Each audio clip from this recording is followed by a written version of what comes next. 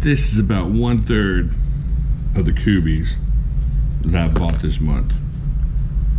This one here was sent to me by Mr. KUBEY himself. So let's check this out.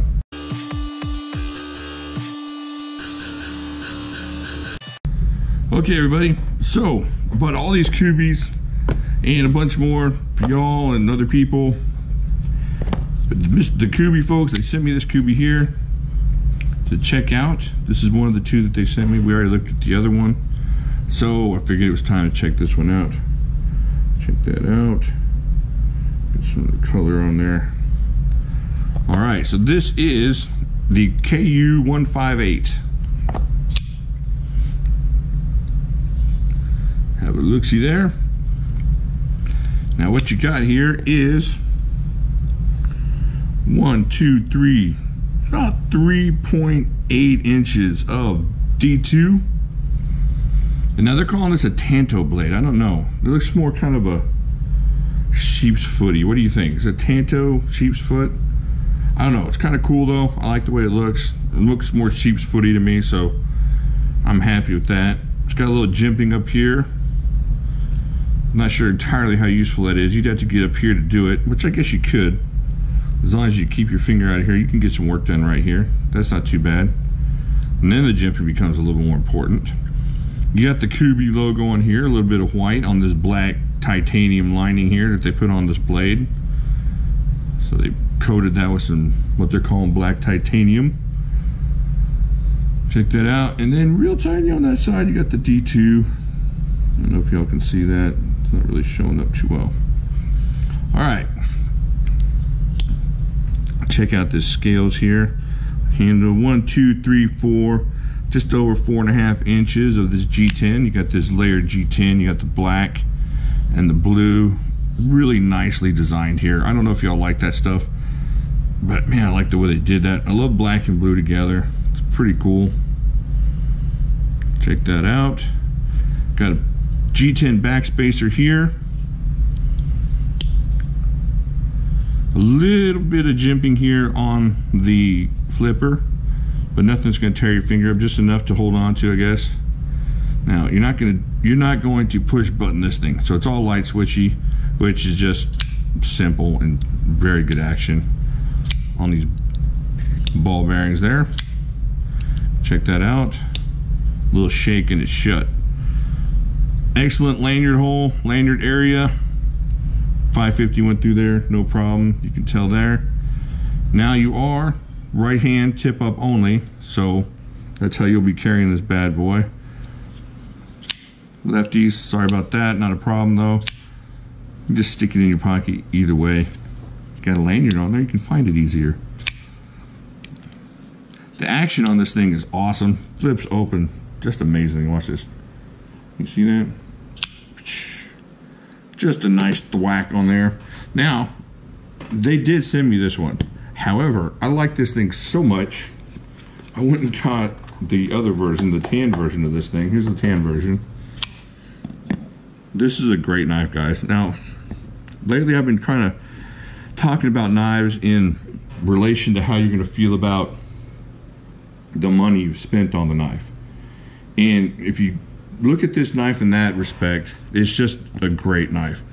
You're looking at 27 bucks for a D2 knife, almost 4 inches of blade, G10 on bearings, with amazing action and just a really nice lockup. Check out that liner lock.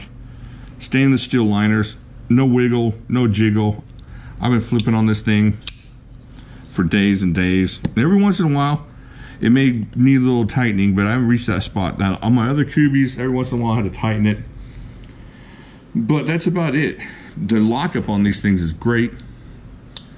And we already saw what, let me check that out. We already saw what the KUBEYs will hold up to when you beat them up. I really want to beat one of these up, but I don't think I'm going to. I just don't know. I don't know if there's a point to it.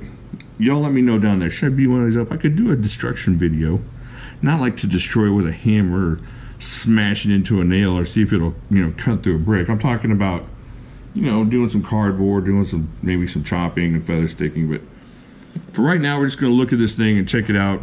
It's just a really great knife. And you can't beat it. It's 27 bucks over on Amazon. It's $27. Check that out. The action's amazing. Now, whether you like the tan or the blue, I like the blue a little bit more, but the tan is still pretty nice. Check that out. Against that black, pretty cool. Let's see what this monster weighs. Now we got this one. We don't have to weigh it with the fro there. All right, let me reach around here to the magical scale drawer. Put that there. All right. Weigh that in ounces. 4.83 ounces. That's not too horrible. Let's check it out for our friends overseas. 137 grams. So for a knife like that, that's not bad.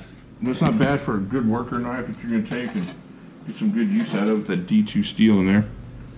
Now this is the edge it comes with. Here, I'll use this one just so you know I'm not faking it here. Check this out. That's right out of the box on that D2. Just super slicey. Very workable and very usable type of knife. Now, let's see what we compare this to. This is, like I said, this is just a knife that you're not going to be unhappy with. You're going to spend the money. Here is the former channel knife, the Simba. Check that out in relation to that. And here is a Benchmade Griptilian. If you want to know what they look like together there. Check that out. Man, I gotta get this lighting down. What is going on here? Alright, so there you go, quick comparison there. Put that over there, just to get that glare off of there. Let's see what else we can look at here. Put these away. These are, I can't find these anymore, these Simbas.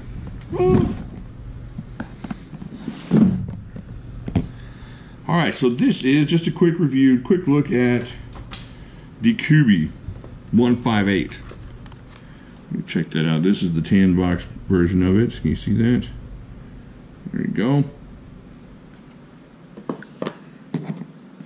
You're not going to be unhappy if you spent your money on this knife. And that's kind of what we're looking at in knives. I mean, it looks cool. I like the blue and the black.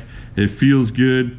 It's going to stand up to what you got to put up to. And no matter if you're spending $800 or $80 or $8, you want a knife that you don't feel like you messed up giving away your hard-earned money on. This is one of those knives for sure. And in fact, I haven't run into too many KUBEYs that aren't like that. Now, this is kind of a KUBEY commercial because they gave me this knife, but I'm not going to lie to you guys. I'm not going to lie and say, hey, yeah, go buy this knife if it's not a knife that you're going to like, and it's not a knife that's worth the money for sure. And this is definitely a knife that is worth it more than 27 bucks. You can pay 45 bucks for this knife and still feel just fine about having spent that kind of money. And the truth is, you know, 6, 8, 10 months ago, a D2 knife with that kind of action on ball bearings, can you imagine what you would have spent on that?